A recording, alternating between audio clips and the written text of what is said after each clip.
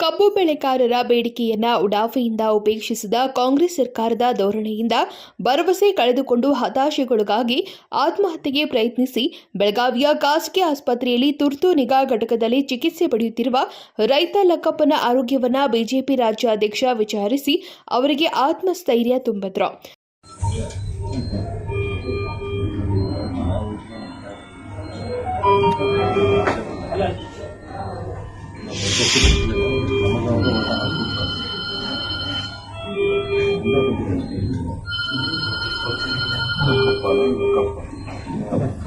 ಸುದೀರ್ಘ 6 ದಿನಗಳ ಕಾಲ ನಿರಂತರವಾಗಿ ನಡೆದಿರುವ ಕಬ್ಬು ಬೆಳೆಗಾರರ ರೈತ ಸಮುದಾಯದ ಹೋರಾಟ ರಾಜ್ಯದಲ್ಲಿ ರೈತ ಸಮುದಾಯಕ್ಕಿರುವ ಶಕ್ತಿ ಸಾಮರ್ಥ್ಯವನ್ನು ಸಾಬೀತುಪಡಿಸಿದ.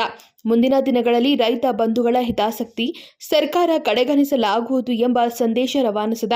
ರಾಜ್ಯದ ಯಾವುದೇ ಭಾಗದ ರೈತರು ಆತ್ಮಹತ್ಯೆಯಂತಹ ಕೆಟ್ಟ ನಿರ್ಧಾರಗಳನ್ನು ಕನಸು ಮನಸ್ಸಿನಲ್ಲಿಯೂ ಯೋಚಿಸಬಾರದೆಂದು ಮನವಿ ಮಾಡಿದರು.